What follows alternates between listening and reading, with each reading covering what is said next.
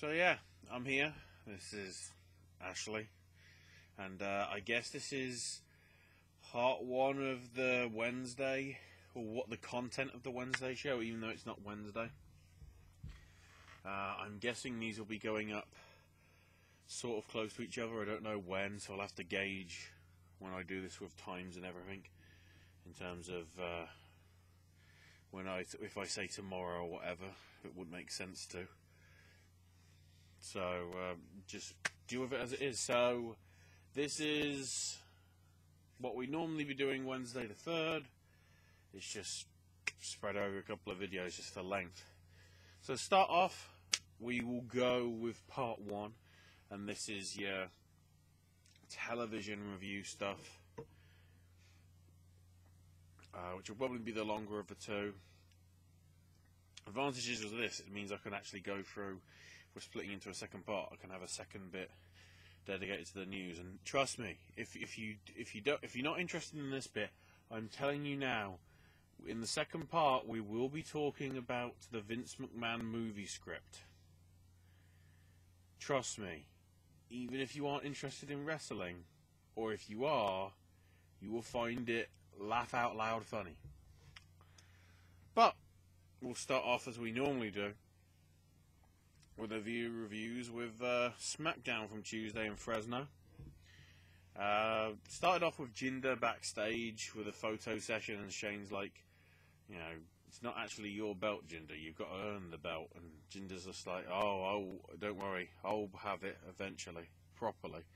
And when I win it, you know, the Maharaja will bring pride and honour to the brand and Shane's family. And Shane just says, whatever, you've got Sami Zayn tonight. So then we start up properly. Shane comes to the ring and invites everybody to introduces Jericho, who comes down and says, this is the new show of Jericho, smack it down, man. And of course, Chris will be defending the title against Kevin Owens in the main event. Here comes AJ and says, look, he was an old friend turned bitter enemy, but things have changed, you know. Keep in mind, Jericho, you're on the house that AJ Styles built. And he brought up the Y2AJ shirts, and you know, it would mean nothing more to him than take the title off him at Backlash. That's of course Jericho's champ. And Chris basically goes, you saw what I did on Payback though. You can see who is the new face of America. And you know what happens? You know, when you don't think that RU will keep the United States title. And just as we're about to get another list moment, Kevin Owens shows up and says, this is the most pathetic moment thing that I've ever seen in my career. You know, Shane, Jericho and AJ all arguing about things that don't matter. What matters is I'm getting my rematch, and I'm going to take back what is mine. You know, did you think the Festival of Friendship was bad? You thought WrestleMania was bad? Just you wait until tonight, son. Just you wait.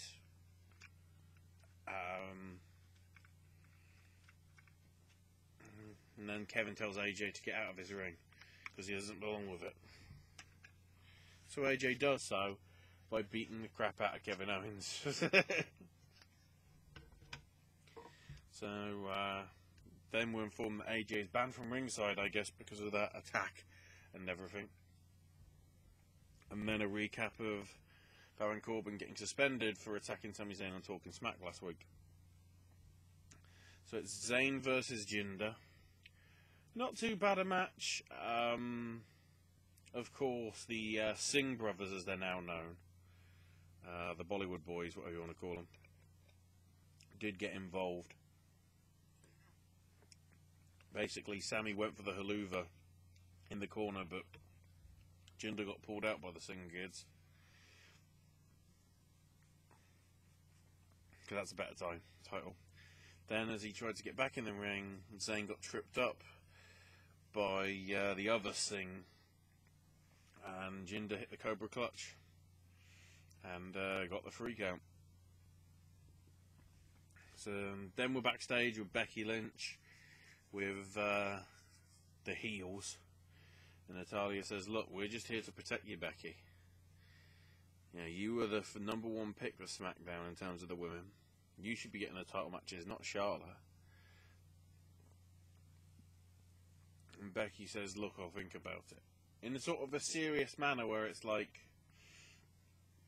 is she going to be heel? We'll have to see. And then we've got Ziggler, who says Nakamura isn't even here tonight and hasn't proven himself to be on the brand.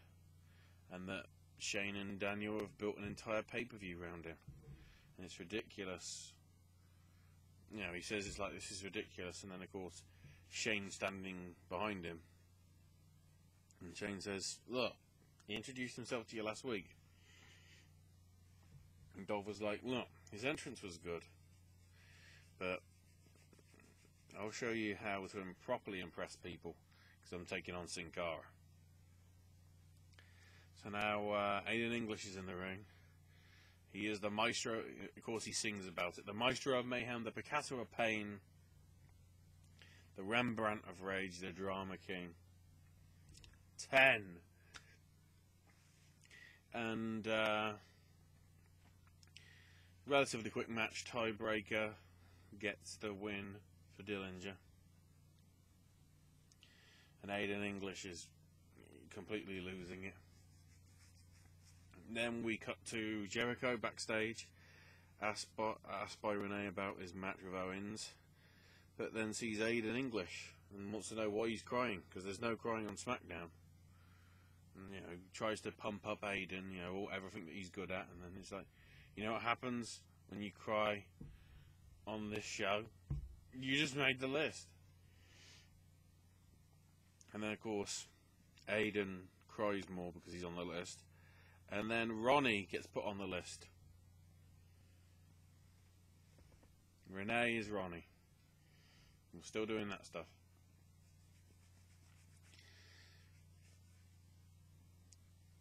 So then Charlotte's saying, "Look, I might be on the same team as Naomi tonight, but I'm going to be SmackDown Women's Champion sooner rather than later."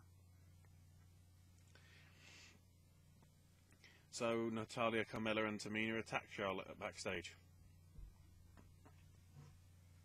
So the match itself is Naomi and Charlotte versus Natalya and Carmella, which obviously starts 2-on-1 because, you know, Charlotte got attacked backstage. She eventually makes it out, but basically, thanks to the heels basically outnumbering them 4-2, Natalya gets a referee distraction.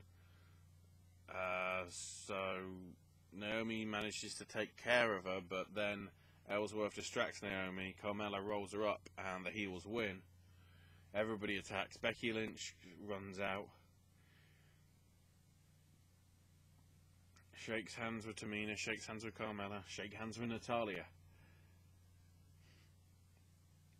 Then she doesn't shake Ellsworth's hand because she wants a hug. Except the idea is that Ellsworth gets pushed into the other 3 women. So she tries to take out the heels, but Tamina hits a super kick and then a thrust kick from Carmella as well. And the heels have... just realised the mic's in the wrong place. The heels are on top.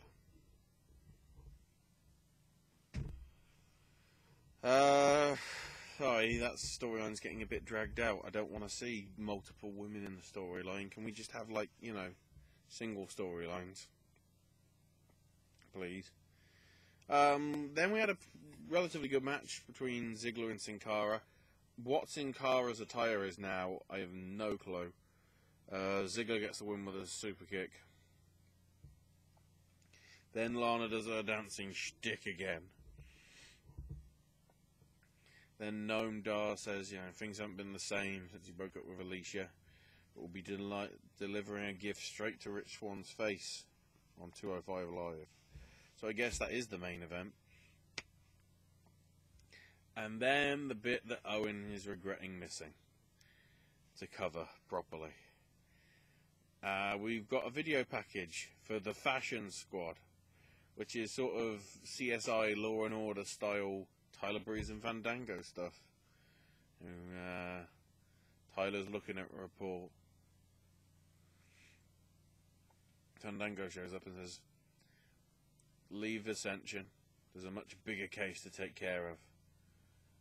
Look at these uggos. Look at all these attire offences. What are they wearing? Why are they wearing bandanas inside? Who wears street clothes and they're not John Cena?" All that sort of stuff. And then Breeze is just like, "Don't worry. The big bus goes down at Backlash." And of course, Fandango says it's in the Windy Apple. Okay. And then, amazingly, 5 matches on Smackdown. We nearly had more matches on Smackdown with nobody important wrestling, a la Orton or Nakamura.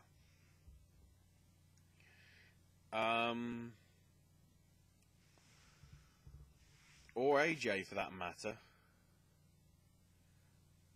But, so I just realised that. None of them wrestled, but you still had 5 matches. And of course, Jericho and Owens put on a great affair. Unsurprisingly, to some extent, Owens got the win with a pop-up powerbomb. But then afterwards, basically, Jericho is not in great shape. He's been pretty comprehensively beaten. And the referees are telling Kevin not to come into the ring. And of course Kevin's like, "You don't tell the face of America what to do." So Owen goes in, attacks him again, gives him another pop-up powerbomb, goes for another, but Jericho can't even make it to the ropes to bounce off them. He just simply collapses. Jericho's helped out the ring. Owens knocks him down, grabs a steel chair, puts the chair around Jericho's head, and thrusts him into the ring post. And that's how we write him off for a bit. To do Fozzy stuff. Pretty solid show. Considering who wasn't there, it still did predominantly what you needed to in terms of storylines. As in the US title situation has been established with AJ versus Owens. Ziggler's trying to prove he can beat Nakamura. The women's division is convoluted. Ty keeps getting his push, and Jinder was made to somehow look strong. I still can't believe it. Still don't agree with it. Following on from that, 205 Live. Recapping Jericho's attack for some reason. And then, of course, recapping Payback with Neville retaining the belt. So we started off with TJP versus Lince Dorado. TJ does some heel tactics, at least in the end, to win. Gets a tug of the mask and whatever. I don't know whether he tries and pulls it off or whether he just moves it so Dorado can't properly see and just locks on the knee bar. Lince has to tap out. Then Corey had a chance to talk with Brian Kendrick and asked about him and Tozawa, and Kendrick basically said, "Look, I felt insulted. I've known him for years, supported him in Japan. I wanted Tozawa to be my protege. You know, he was a star in Japan, gets in front of all these WWE fans and thinks that he knows it all. But don't worry, he'll be taught a lesson." You know, Tozawa's trying to win over the fans instead of winning matches. I'm done playing around. And then Tozawa out of nowhere kicks him and says, Lesson number 5, son. Always make an impact. Ha! Ha! So now here comes Drew Gulak with a megaphone and tells Mustafa Ali, who's already in the ring, I think, I'm here to make an example of you. There is a no-fly zone tonight. I am not lying. No high flying. I want to see 205 Live meet its true potential. Last week you were trying your reckless showboating, but I stopped you. And then you attacked me. I will be the one that brings real change. So, these two have a pretty good match. Gulak wins with an inside cradle. After reversing, I think it was a frog splash from Ali, by getting his knees up and everything. And then Drew's asked afterwards about his victory, I guess, by Dasher. And says, this is vindication for my campaign. I've been saying to you all, flying doesn't work. You cheer for the superstars, you're leading them to just get injured and end their careers. You wanted Ali to go to the top, he crashed and burned. He lost. I am the future of 205 Live. Just realised next week, are they still going to call it 205 Live when it clearly can't be? They're just going to call it 205. Anyway. And again, did they do that? I guess they did that during the last tour in November. So then we had Dar and Swan. Again, not too bad a match. Dar actually getting the win, interestingly, with a running kick. And then Alicia showed up and sort of timidly came down to the ring.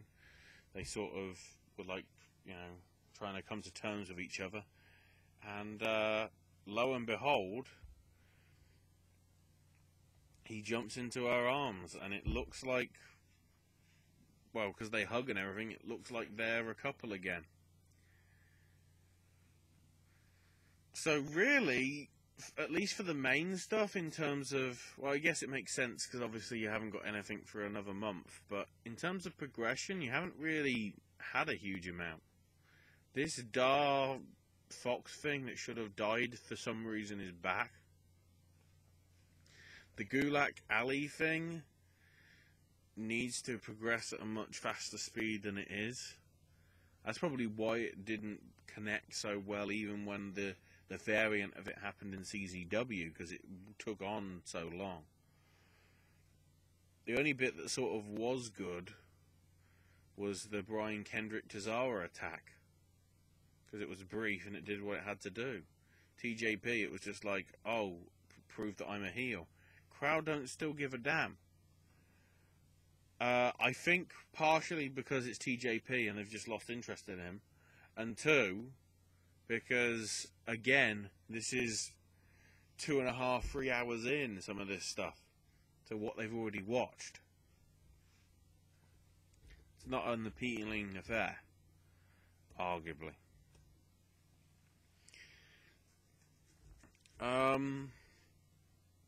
Moving on to Impact from last Thursday, April the 28th. So, Borash and a Pope are there, and for some reason there's an empty third chair. And I'm like, we've already established there's only 2 commentators. Except Josh comes out with somebody from the office to say there won't be any bully announcers anymore.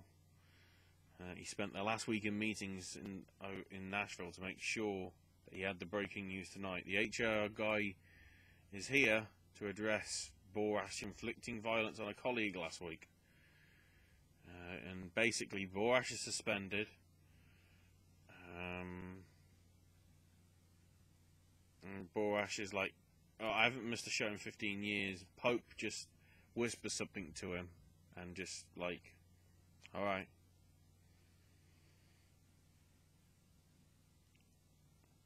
So Borash hops the guardrail and walks out. And he can take up a collection from the fans to pay his bills while he's suspended for the next 30 days. And of course then they have to turn his voice down an octave for the international audiences because they don't understand his high pitchness. Porsche was right, as I am. Trevor Lee versus the debuting Matt Sydal. Pretty solid match, in all honesty. And of course Sydal gets the win, actually. Hits Lee with a high knee and then hits him with the Sydal press, I guess as it's now being known, to get the win. Then Sienna's found Karen that is, backstage. Apparently still hasn't seen this alleged GFW Women's Champ. And says, don't worry, the match is coming up. You better pull up your chair because you're getting a match with her next week. So then here comes EC3. This is probably where it gets good. He's delivering a message to the new regime who want to make Impact great. He's carried his company on his back for the last 3 years and doesn't deserve respect. He demands respect. And he's got a message for Bruce Pritchard. Told him to take a good, long, hard look in that mirror and find the real EC3. He looked in the mirror. He saw a demigod. A man who ran over the company, went undefeated for God knows how long. Now, I won't be pushed aside by any new talent coming in, because I'll eviscerate them and then send them back to the glory hole from whence they came. And then, for the fans, regardless of whether you supported me or not, kiss my ass. I'll become the world champ at Slammiversary, because I'm not just the best guy here, I'm the best guy everywhere. And then turns his attention to James Storm, saying, look, I know you're upset. You'll blame me for costing you the world title, but I'm like a ghost. You're like a ghost who's haunted the place for 15 years. And just like everybody who built the place, you're just an overrated piece of crap. So here comes Storm, mic in one hand, beer in the other. And they switch places. EC3 bails out the ring as Storm bails in.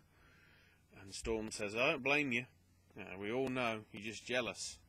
Because unlike all the other names you talked about for this company, I'm the one that's still here. And I've been out that world title picture for quite a while. It's not because I wanted to give idiots like you, EC3, a chance to make your name. I'm not mad because I can beat your ass anytime I want to. And if anybody knows anything about me, cowboys don't dance. They dance, they boogie, and drink a lot of beer. Now, EC3, don't worry, your family ain't here to protect you anymore. And you might as well just get in the ring and fight me. And EC3 just goes, look, I'm sorry about your damn luck, because it ain't going to happen. So he goes to walk off, and Storm just says, oh, further proving your EC bitch. And of course they attack each other. Storm goes for the last call outside the ring, but EC3 grabs one of the production team guys as a human shield so he can kick Storm in the dick. Hits the 1%er back in the ring, poses next to his body on the floor, and picks the mic saying, sorry cowboy, but I'm a Carter and this company needs me. Really good segment, really good.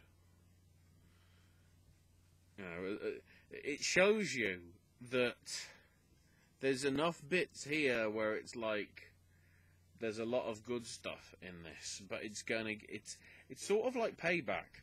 Although it was a solidly good show, just for the whole latter half of it going wrong, in my opinion, I can't make it an acceptable to watch show. It's that sort of deal. So now we've got KM in a restaurant, and is given a check and says, "Oh, that's good." And the waiter says, "Well, I'm glad you enjoyed the meal, sir." And he says, "No, I didn't say that." Are you calling me a liar? And the waiter's like, "No." And KM's just like, "Make like a tree. Get the hell out." The problem with this country is nobody knows how to do their job anymore.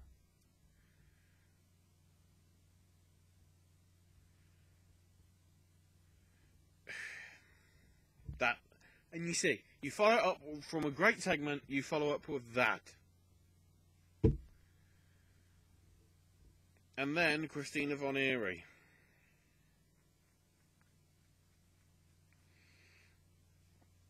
Talks about winning the GFW women's title and wants to unify it with the Knockouts title because she's the patron saint of filth. So she takes on Ava Story for the title.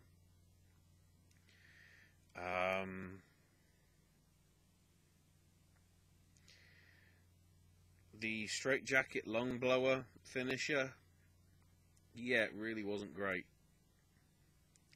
So much so that it's like it was impressive to look, but at the same time it did look dangerous.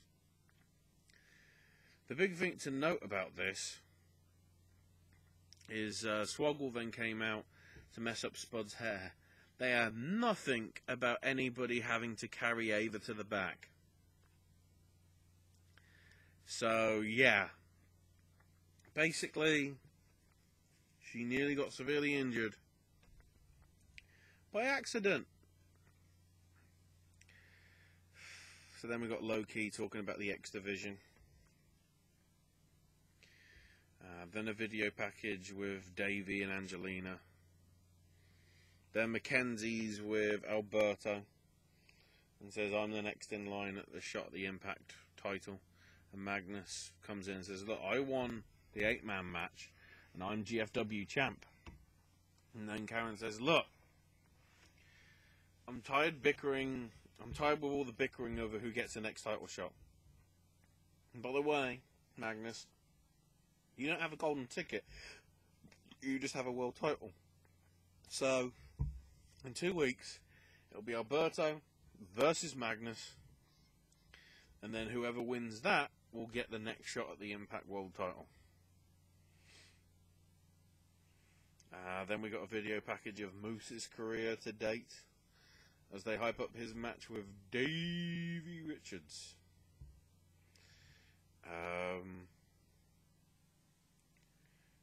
Pretty good. Davey got the first round win via unanimous decision. Then Moose manages to get the second round decision as well, but he's limping badly because basically he's not in great shape, especially after the first round beating that he took. So this obviously plays into the third round. Davey, with about a minute or so left, manages to put on the ankle lock. And it looks as if, Moose is on the verge of tapping. But then Eddie Edwards shows up, goes after Davey. Referee calls for the bell, so Davey does win by DQ. But, I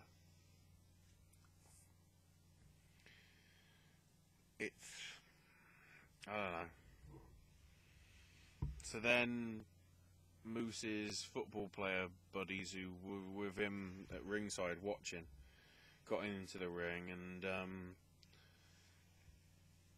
basically the football guys actually sort out the wrestling guy. Yeah, basically Davey shoves one of them, they shove him back, so Davey basically falls on his ass practically. Davey then charges in. The other football guy picked him up and slammed him. So, one of the wrestlers that you're trying to push in this company gets taken out by non-wrestlers. Good job. Then we get the squash match with Congo Kong destroying Matt Stillman with a top rope splash. Does what it has to do. Makes Kong look like a beast. Then we had Falabara and Mario Baccara taking on the Veterans of War. The Veterans get the win with, I think it's labelled the Carnage Plex. At least from the notes that I've got. I don't know whether it even said in the commentary, because I will admit to you, most of the stuff with the commentary now, I am actually watching on mute, because I can't cope with Josh Matthews. It's not, but it's you know, it's partially because of the storyline, but it's also well, actually, it's mainly the storyline, because most of the stuff he isn't actually talking about the match that's at hand. Which, you know, for commentary, that's sort of what you expect for them to describe what's happening. You know, imagine if you're blind and you want to know about the wrestling, and everything that they're talking about is nothing to do with what's happening in the ring. You're just hearing and all these slams, and you're going, what move? And it's like, look, Jeremy Borash is an idiot. I'm like, brilliant.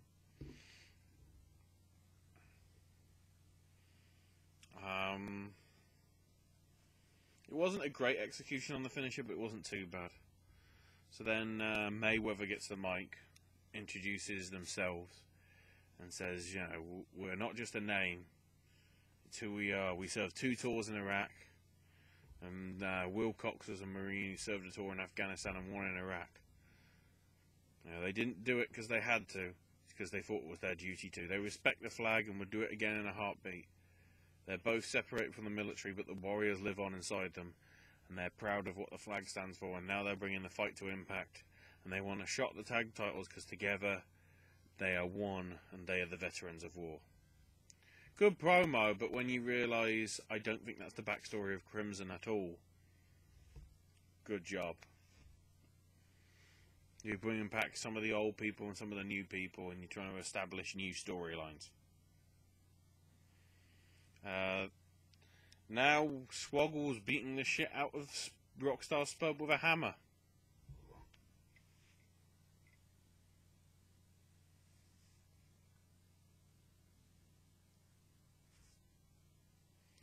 I can't say anything because what?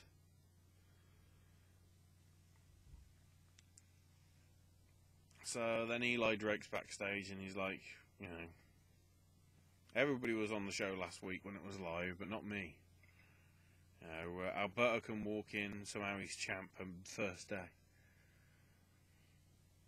And Drake's just like, we need to take care of this to Tyrus, who's sort of listening to it, but not really. And then LAX versus the K for the titles in a street fight.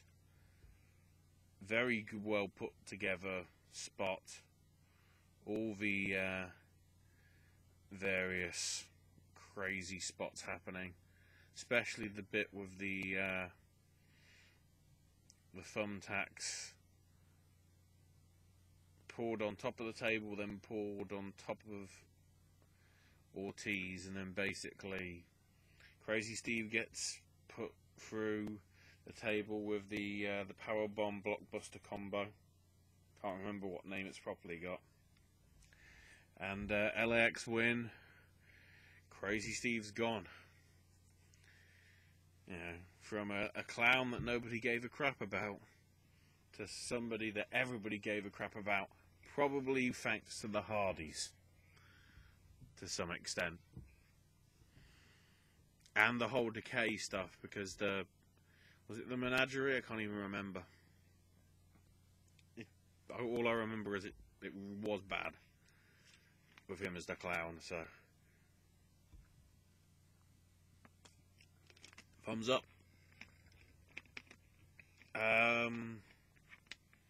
Quickly move on to NXT. We had Killian Dane beat Danny Burch Pretty short match, but still a good one, putting over the dominance of Dane. Alliteration. With the Ulster Plantation. Still looks good, that finish. Then we get a promo for the Velveteen Dream coming soon. Basically, it's the new package for Patrick. It's the new package gimmick, whatever you want to call it, for Patrick Clark. From what I can tell, it's basically like Prince. From what I can tell. Probably because it's just very purple. And very sort of 70s, 80s looking. Then Heavy Machinery do pretty much a squash match against Richard Watts and Hector Kunzman. Impressive finish. Otis manages to lift up both guys and slam them. And of course then Tucker jumps on the back and whatever for the pin. And then after they do like, you know, weights and stakes and all that sort of stuff. The simple bit is they want a shot at the Authors of Pain tag titles. Which makes sense. Then we get a little backstage bit of Kona Reeves talking with Rude as ahead of the match which is coming up. Then we've got well, I might as well mention it both times here. Hacktivist Song Overthrown and Fozzie's track Judas are two of the themes apparently for NXT TakeOver Chicago. So Chris Jericho will be in Chicago. Sort of, because his music will be playing for the TakeOver stuff. We then got a backstage thing with DIY. I was asked about Heavy Machinery, you know, wanting their title shot. And they say, look, we're still due a one-on-one straight title shot ourselves, you know, a fair rematch.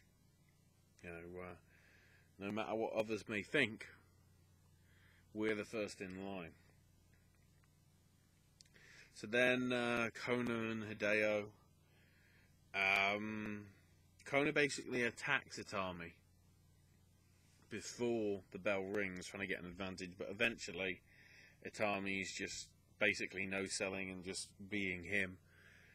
And hits Kona with a GTS and has the match won. Then we get the second part of the Roderick Strong video package.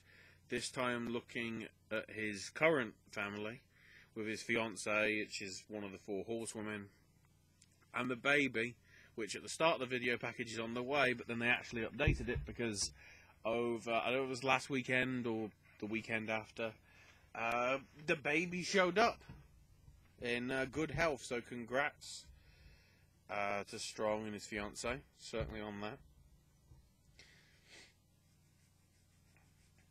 So then Regal's with Rude, and like Regal's like, that's a great story, and Rude's just like, yeah. No, and obviously he's just busy on his phone and whatever. And he's wanting to discuss his next opponent, basically saying how he was the face that got the biggest viewing figures for NXT TakeOver. So, and he isn't entirely confident about where he belongs entirely. So, you know, he basically, Itami needs to earn his shot. And Regal goes, well, we'll see in this video package. Strong looks like a good candidate.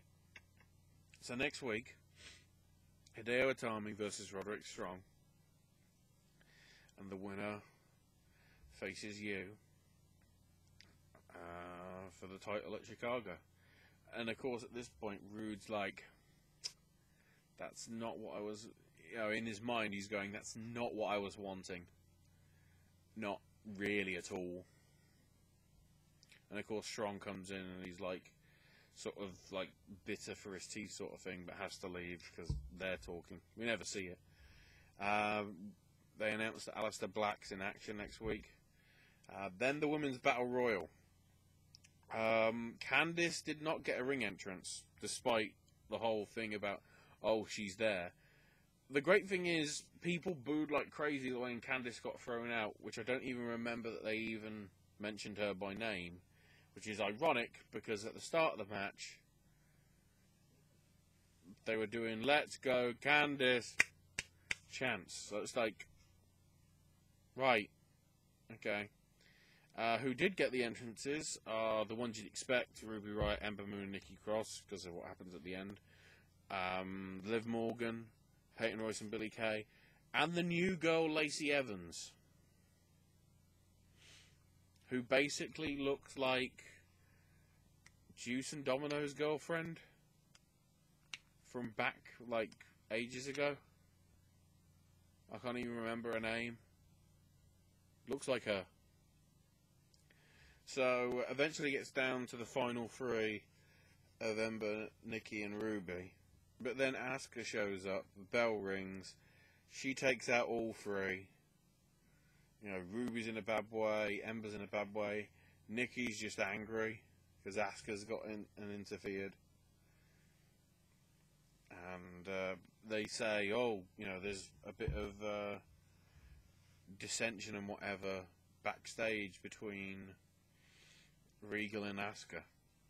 And Regal comes out and says, at TakeOver, it'll be Asuka defending against all three women.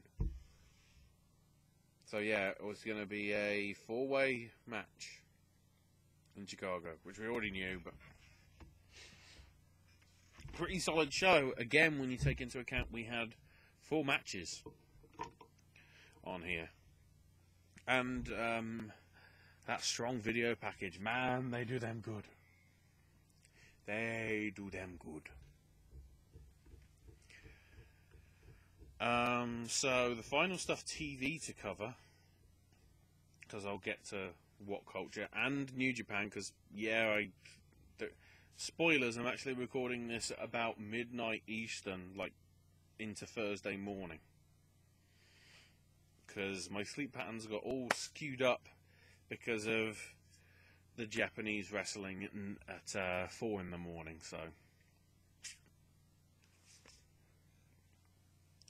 So for Ring of Honor this week,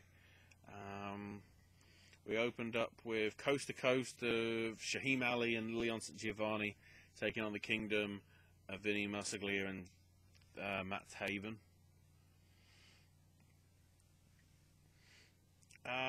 Not too bad a match.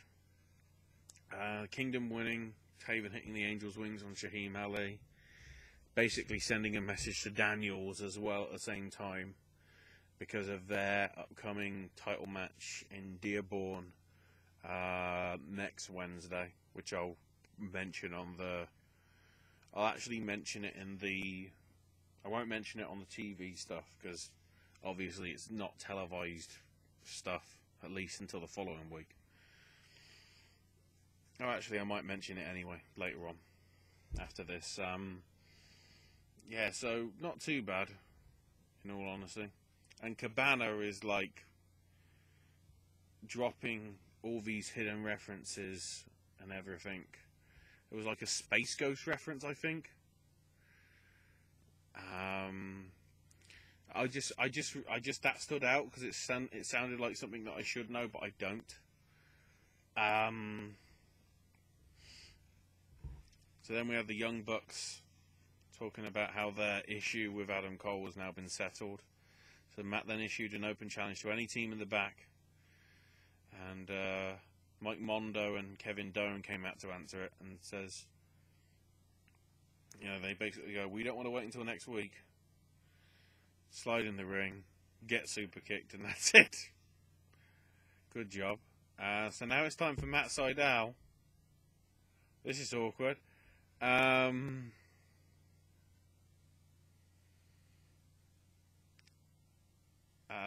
and Gordon is a pretty good match. Sydal with Airborne, or the Sydal press, whatever you want to call it.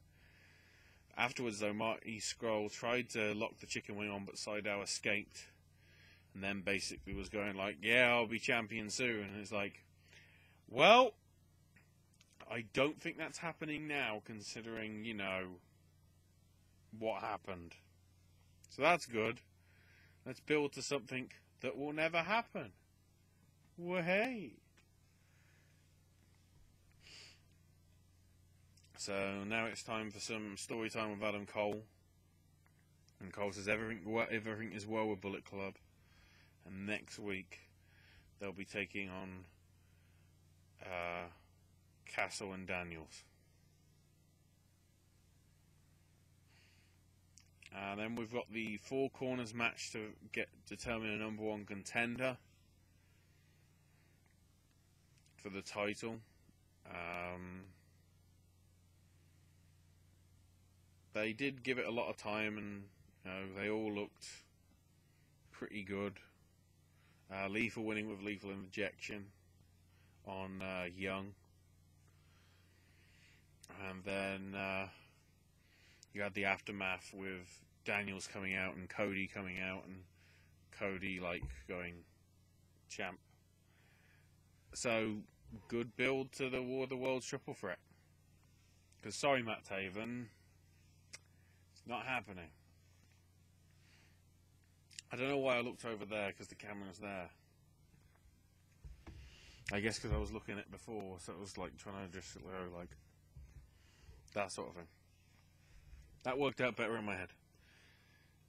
So yeah, not too bad a show, but Cabana might be a contender for best color commentator or best commentator right now. He's that good.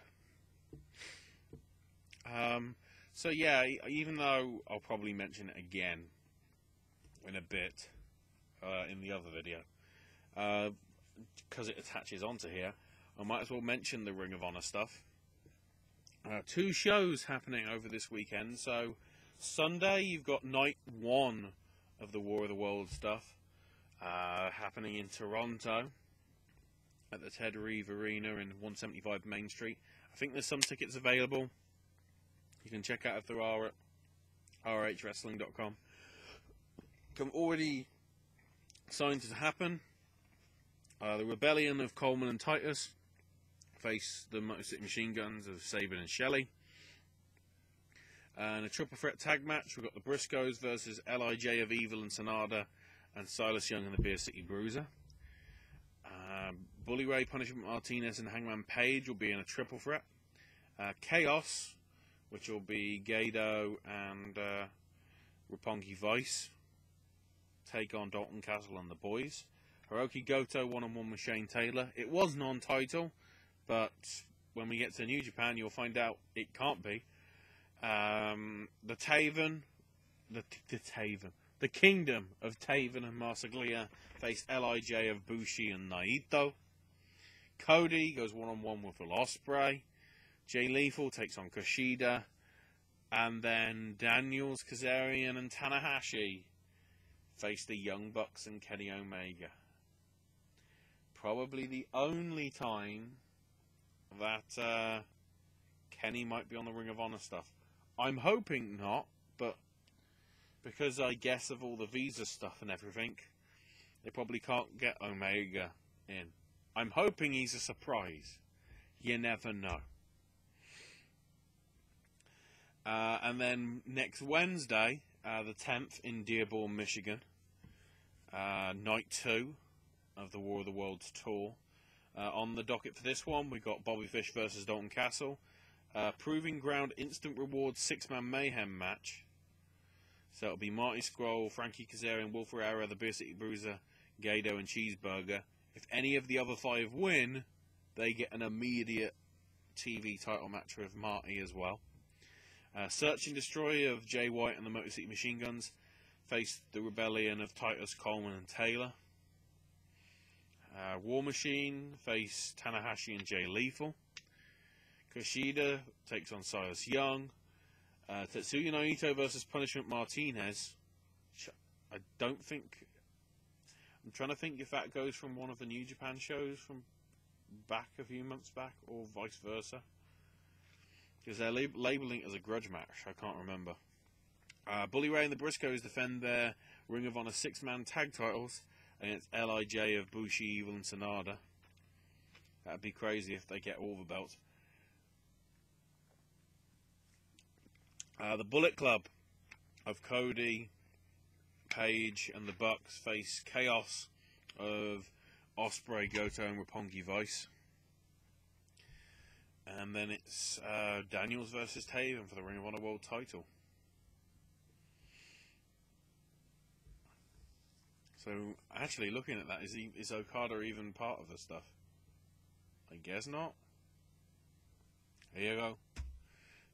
New Japan are saving him. So, I guess the final thing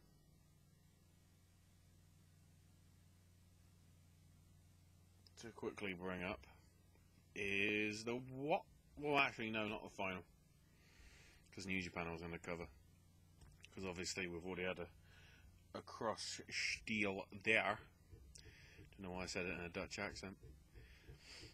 WCPW, and of course I haven't got the notes. Don't worry, I can quickly get them. No Regrets was a very interesting show. One of the big moments you can actually now see for free on the YouTubes of WCPW. The internet title match, as they always said, would be free. Unsurprisingly, is free. Surprisingly.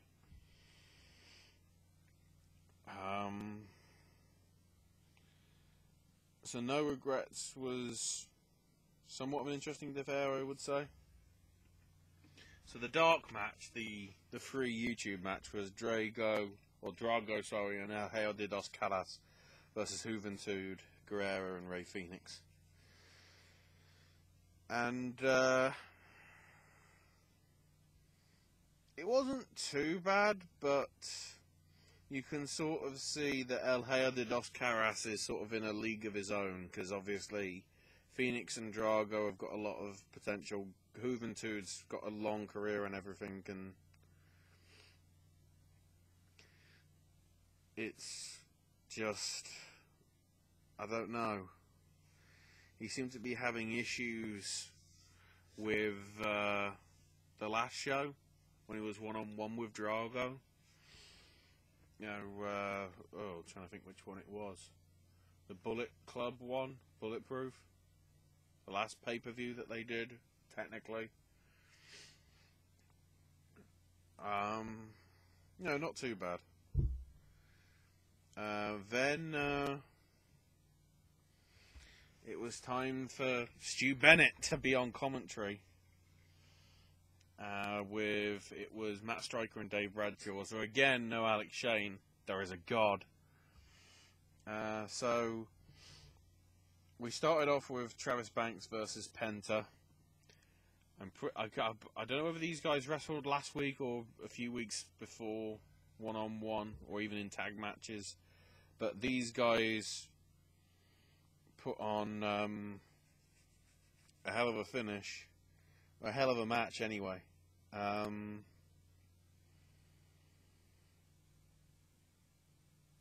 Basically, there was a nasty but also nice spot where they both did package pile drivers to each other. Yeah, Travis stole Penta's finisher, but oh man. But eventually it was the slice of heaven that gave Travis the win. It might be worth watching the show just for that match, because it was really, really good. Then Prince Amin versus Brandy Rhodes,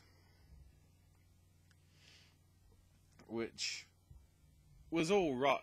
It was all right as in terms of a comedy match, but to have this after a great quality opener, at least for the pay-per-view terms, it was, I mean, I don't know. Brandy gets the win with her very own magic carpet frog splash. So another stolen finisher, I guess. And then the great thing was, it was like Amin's the bad guy, but he's already been established as a face. And then they hugged after the match anyway. So it was like, okay. Then we had the announcement that Alberto versus Joe Coffey is off because Alberto's ill. Which, from what I remember, he didn't do the meet and greet signing afterwards either. But he did do his match for the Mexican World Cup leg. Spoilers, I said match. That's as far as I'll go into that. but he did do some stuff. So I guess Joe Coffey gets the night off. So then it's time for Henry versus Cody versus Kid for the Internet title.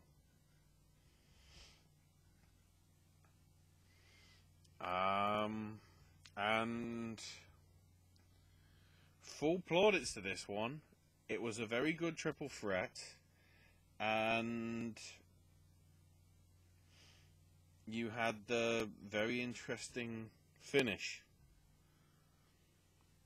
So Kid gets hit with a crossroads, but Henry tries to steal the pin. Freak of Nature fall away slam gets stopped because Rhodes throws him to the outside. Cody gets small package, by Gabriel Kidd. 1, 2, 3. Gabriel Kidd has finally won a match. Oh, and by the way, that match means that he is the new Internet champion.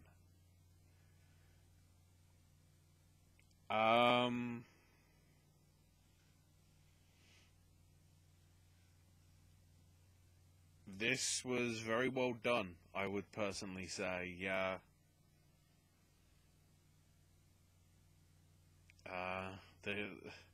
The guy that was bound for glory eventually got the gold. And, so basically Kid's gone from nothing to second tier champion because he's got the Internet belt, so who knows. Then we've got Ligero versus Mysterio. Pretty good.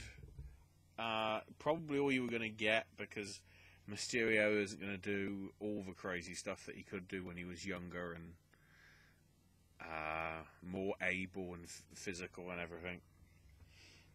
But Ray gets the win with a 619 and the frog splash.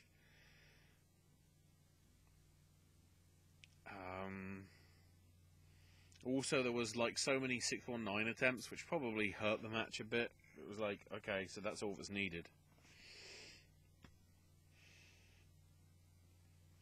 So then we get to the main event, the Rumble. So Galloway is number 1,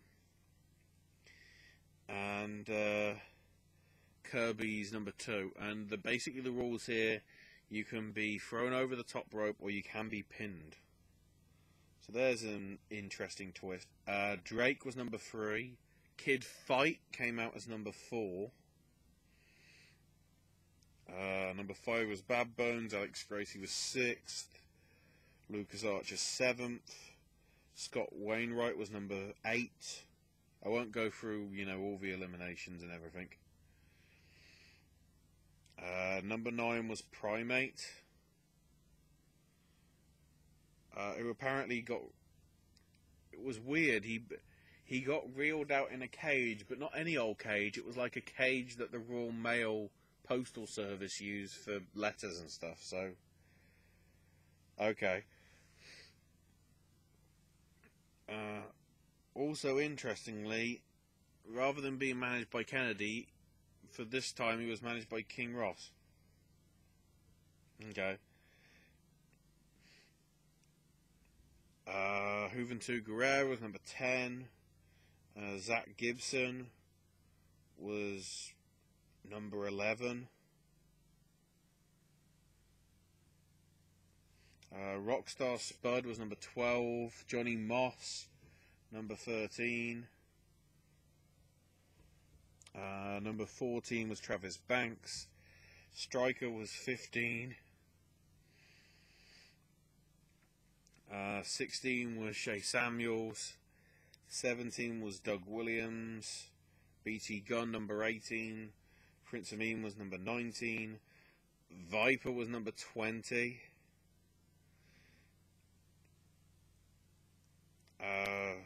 Who gets taken out by Galloway. Ray Phoenix was 21. Adam Pacitti was 22.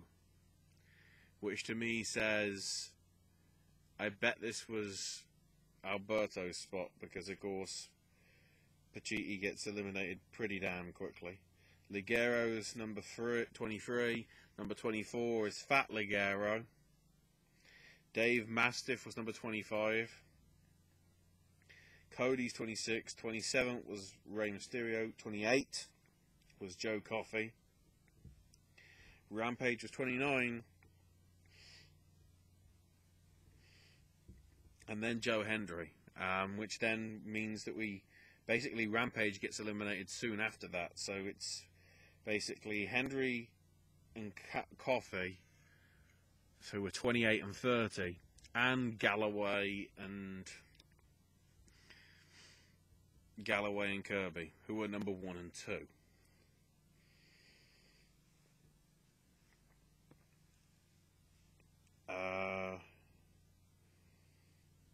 So Drew manages to eliminate Coffey, but then Hendry throws Galloway out. Interestingly, with Drew's finisher, the Future Shock DDT. So we're down to Joe Hendry and Martin Kirby. And would you know it, Hendry goes down onto the mat, and of course Kirby goes for the Zoidberg elbow. And you know what happens when Kirby goes for the Zoidberg elbow? He hits it and wins. Yeah, there's your swerve. Yeah.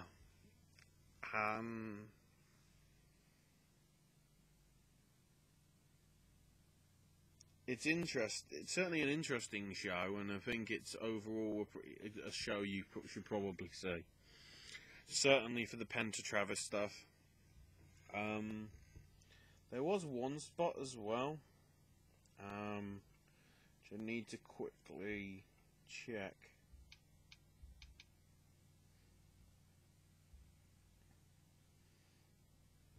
Yeah, basically Gibson, who was in at number 11, he was cutting his usual sort of World of Sport I'm better than you sort of promo, and basically went on at like the guys like Stryker and Bradshaw and Bennett doing meet and greet stuff, even though they're not active wrestlers anymore. So Stu takes off his jacket and shirt, puts on an elbow pad, and hits Gibson with the bullhammer elbow. And then Zack gets eliminated. I think he gets rolled into the ring and pinned, eliminated wise. But yeah, there was some stuff from Stu happening there. Pretty decent show. Nothing atrocious, possibly, apart from the Amin Brandy stuff, because just on paper it didn't make sense. But it was sort of fun. But the rest of it is actually not actually too bad. Although it is worth noting, no women's matches. Apparently Bea Priestley can't be asked to show up. Or if she's booked elsewhere, glad to see that we know who. I'm trying to work out what show she was on, because she wasn't on any of the shows that I covered for this past week. So in terms of what next week we'll be covering, next week we have the Mexican bracket of the World Cup to cover. Also, I should probably check this quickly, because they'll have updated it.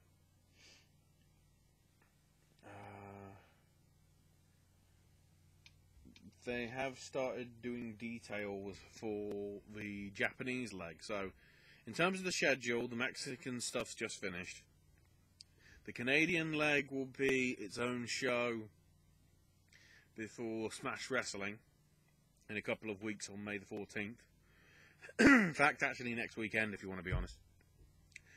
The German leg will be July the 2nd, and then the Japanese leg will be July 7th. We have got a fair few names. I should probably press that and press that. If it lets me. Right, see if we've got the details. Because from what I remember from the names, if they actually are here, which they're not, that's good. Oh, am I on the wrong thing?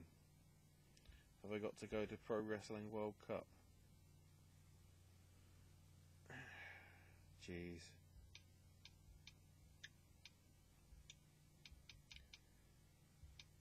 Pro Wrestling. I'll just look at the event, see if there's anything that comes up here.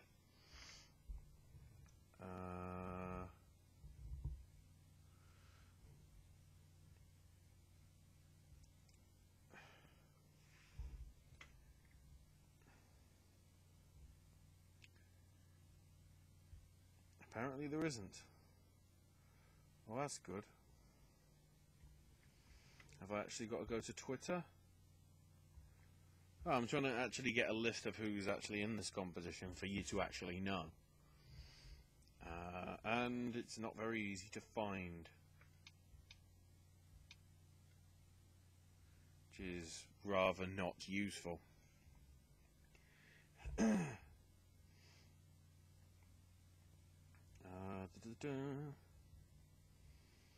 Let's see if there's anything. Probably. Apparently not.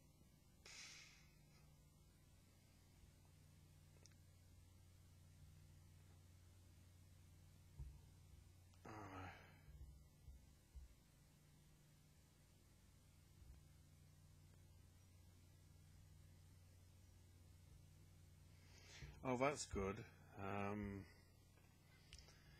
WCPW isn't happy with WrestleZone because they got wind of the results. Apparently. Good. That isn't how you spell pro wrestling.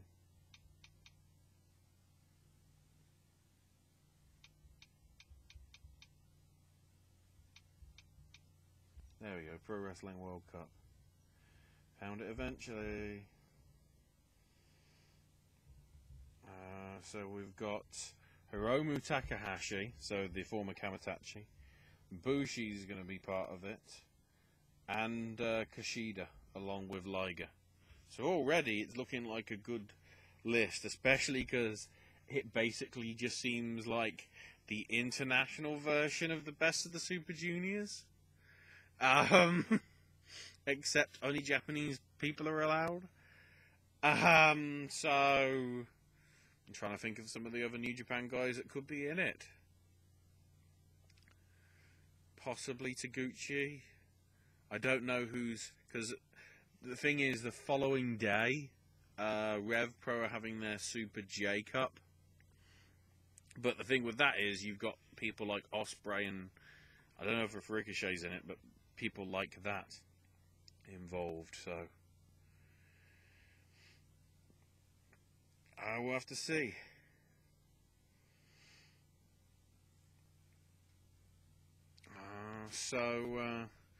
I think that's out.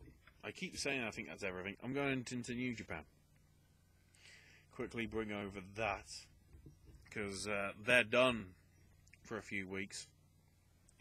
So with the shows over the past week, last Thursday, the Road to Wrestling Dontaku show from Hiroshima, how you want to pronounce it. We've got new junior tag champs, Rocky Romero and Beretta beat Kanemaru and Taichi on their second defense, so short defense again. And then interestingly, Romero and Beretta want their next challengers to be the Young Bucks. So hopefully that's for Dominion in June, we'll have to see. And then Suzuki beat Hiroki Goto. So Suzuki is never openweight champion. Mainly thanks to some interference from El Desperado. And the fans did not like the fact that Suzuki took the low road, and Suzuki declared Suzuki Gun is #1. Then Wrestling Toyo no Kuni from Aita from Saturday. The only big results from here worth mentioning: Tanahashi beating Evil with a high fly flow.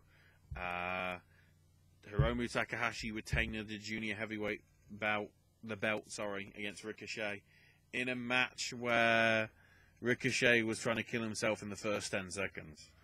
But they had a really good match. And then Naito retained the Intercontinental title against Juice Robinson. And a pretty good match itself, winning with the Destino. And afterwards, Tanahashi came up and challenged Naito, and I guess Naito accepted. So, again, looks like we're getting that for Dominion next month. And then Wrestling Dontaku, only a day or so old from Fukuoka. Saw all this one, actually, so I can run through all the results. In the pre-show match, I guess, Yoshitatsu and Hirai Kawato beat Tomoaki Oka and Katsuyori Kitamura. Not too bad a tag match. Although, I don't know why Yoshitatsu's there. He's the Bullet Club killer. He's never getting any matches with them, so... Yoshihashi and Will Ospreay beat Yujiro and Chase Owens. Nice, brief little match. Yoshihashi getting the submission win on Owens with the butterfly lock. Makabe, Tiger Mask and Tiger Mask W. I guess Tiger Mask 4, if you want to technically say Tiger Mask, is Tiger Mask 4. And Tiger Mask W is probably Kota Ibushi. You're not supposed to know, except you are. They beat Nagata, Nakanishi, and Liger. Or Makabe hitting the King Kong knee drop on Nakanishi. Then, in the Suzuki Gun versus Chaos battle, it was Chaos on top. Goto, Yano, Yado, and Roppongi Vice beating Suzuki, Kanemaru, Taichi El Desperado, and Taka Michinoku. Apparently, Takeshi Iizuka was supposed to be part of this weekend stuff, but from what I remember, he suffered a broken left ankle on one of the previous shows. So that's why he isn't there. Huzzah and hurrah, if I can say that. Oh wait, of course I can. Because I don't rate him.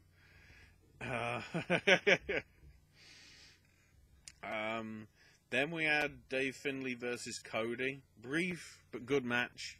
Cody winning with the Crossroads. Afterwards, Cody got on the mic and said, "You better give me somebody stronger and better, because I'm royalty around here. I deserve better." Good promo. Then Juice Robinson and Kushida lost to Takahashi and Naito. Interestingly, Naito passed off the IC belt to Hiromu, as he declared he wants a new belt. I'm guessing that means a new design of the title, possibly? If not, Hiromu was like poring over it as if it was his, so are we teasing dissension there? Maybe? I don't know. Then, in the interval, we announced the lineup and the dates for Best of Super Juniors. So I think it's May the 17th, or I think it's, yeah, it's May the 17th, so it's a Wednesday, going through to June the 3rd. As usual, it's 14 matches, so you face everybody twice. Well, actually, sorry, no, you face each other once. I take it back. So there's 7 matches that you're going to get over the course of the 14 or 15 shows, whatever. In terms of the blocks, A block is going to have Jushin Thunder Liger, Ricochet, Dragon Lee making his debut, but after his stuff with Kamitachi, you're not going to have him show up. Will Ospreay, somewhat of a surprise in Marty Scurll. Marty's going to be part of it. That should be good. Ospreay and Scurll, that's really good. Taichi, Takumi Shinoku, and Hiromu Takahashi. Hey, Kamitachi, whatever you want to call it. That should be an interesting affair. And then for B block, we got Tiger Mask for Ryusuke Taguchi, Kushida, Volador Jr., ACH, who's interestingly being labelled as Ring of Honor, even though I don't think so. Yoshinobu Kanemaru, El Desperado, and Bushi. So, to me, the interesting thing is no Ibushi. Admittedly, he's doing other stuff, but I thought it would have been an easy thing for him to be in there.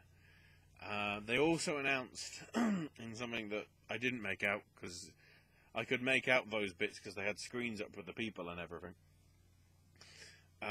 Wrestling Dontaku next year, the show next May, rather than being over the course of 3 times in a week,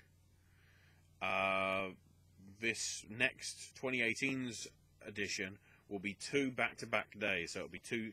I'm guessing it's 2 shows in the same place. I'm not sure. They haven't gone into that much detail. We probably won't know that until probably Wrestle Kingdom, because that's when they announced this show earlier in January. Then we had the tag title 3-way. Rowan Hansen retaining against Tenkozy and the Gorillas of Destiny /Fuck. Although afterwards the Gorillas continued to attack War Machine. Basically, it looks as if we're going to get a War Machine versus Gorillas of Destiny match, probably at Dominion. Because I don't think the Gorillas are certainly not part of the early parts of the shows, but they might be part of the pay-per-view and the TV stuff, I have to say. Then with the Never Openweight 6-man tag titles, Tanahashi, Taguchi, and Ricochet dropped the belts again back to Sanada, Evil, and Bushi. I think that's like the 4th time that that's happened. Jeez. Kenny Omega beats Tomohiro Ishii. And then Okada beats Bad Luck Fale. And then, interestingly, Okada said, "You know who I want to face next? Kenny." So it sounds as if Dominion could be the time. The annoying thing is, I won't be able to cover it because bloody E3 is happening that week, on the day of that bloody show. So if anything important happens, I'm in the crap. I would cry, but I've got to save the tears for when it happens. And I'm in the middle of Bethesda announcing a new Wolfenstein, and I'm crying, and then actually, no, it'll be a few hours later. But am I gonna have that much energy?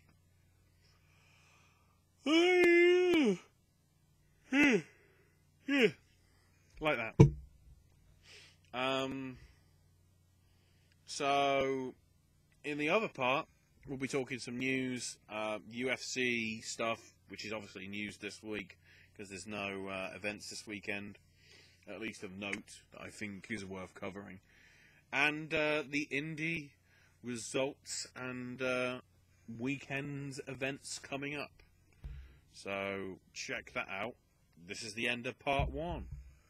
I guess this is where there'd be a graphic that would say end of part 1 at the bottom. But I'm not that technically savvy.